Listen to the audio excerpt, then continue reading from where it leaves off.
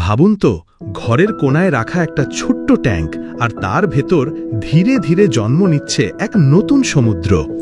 গাছ, মাছ, শামুক থেকে শুরু করে ঝড় বৃষ্টি সবকিছু।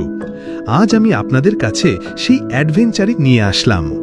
প্রথমে লোকটি নিলেন একটি কাচের ট্যাঙ্ক, এর ভেতর ছড়িয়ে দিলেন বালি, তারপর ঢাললেন লবণ মিশ্রিত পানি। শুরুতে পানি ঘোলা ছিল, কিন্তু 2.5 ঘন্টার মধ্যে একেবারে স্বচ্ছ হয়ে গেল। এরপর তিনি যোগ করলেন গাছপালা, কিছু পাথর, প্রবাল আর শাঁস, যাতে পুরোটা দেখতে সমুদ্রের মতো লাগে।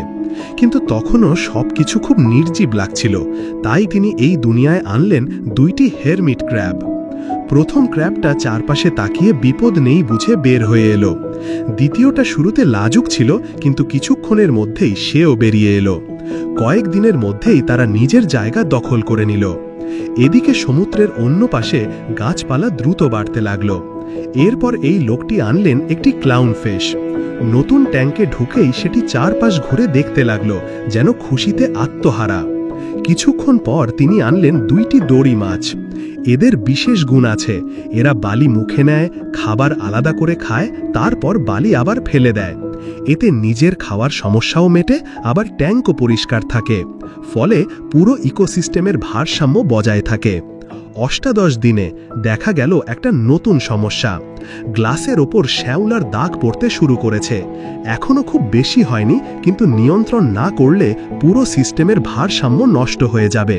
তাই এই লোকটি আনলেন 5টি জেব্রা শামুক।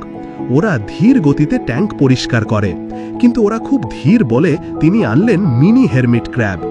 এরা শ্যাওলা খেয়ে ট্যাঙ্ক ঝকঝকে করে ফেলল। তবে সমস্যা হলো, ওরা জমিতে জন্মানো গাছগুলো খেয়ে ফেলল। এরপর তিনি যোগ করলেন তারা মাছ ও সি আর্চিন। তারা ভাসমান জীব খায়, কিন্তু অন্য কোনো প্রাণীর ক্ষতি করে না। এতে সিস্টেম আরও ভারসাম্য পেল। 45তম দিনে তিনি আনলেন এক সামুদ্রিক সাপ এবং একটি লায়নফিশ। এভাবে তিনি ট্যাঙ্কে তৈরি করলেন একটি ছোট খাদ্য শৃঙ্খল। 50তম দিন তিনি চিন্তা করলেন মজার কিছু করার, তাই তৈরি করলেন কৃত্রিম বৃষ্টি। প্রাণীরা ভয় পেলেও এই বৃষ্টি আসলে দরকার ছিল, কারণ এতে পানির লবণ কমে ভারসাম্য বজায় থাকে। পরে তিনি ঢেউ তৈরি করার জন্য পাম্প চালালেন। পানি ঘুরতে শুরু করায় শামুক পাথরের পেছনে লুকালো, মাছেরা ঘুরপাক খেল। তবে শামুকগুলো আঁকড়ে ধরে বেঁচে গেল। 55তম দিন সব কিছু ভালোভাবে চলছিল। এবার তিনি আরও বড় পাম্প চালু করে দিল। ফলে তৈরি হলো এক ভয়ঙ্কর ঘূর্ণিঝড়। পানি বেড়ে গিয়ে সৈকত পর্যন্ত পৌঁছালো। মাছগুলো সব দিশেহারা হয়ে আশ্রয় খুঁজতে লাগলো। সাপটাও পানির স্তর বাড়ায় বাধ্য হয়ে উপকূলে উঠল।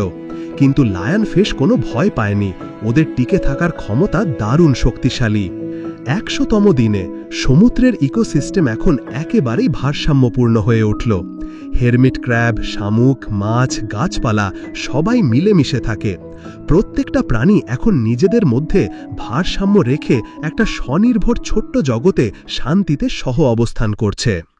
ভিডিওটি কেমন লাগলো কমেন্টে জানাবেন, আর এরকম ভিডিও আরও দেখতে চাইলে চ্যানেলটি সাবস্ক্রাইব করে পাশে থাকবেন।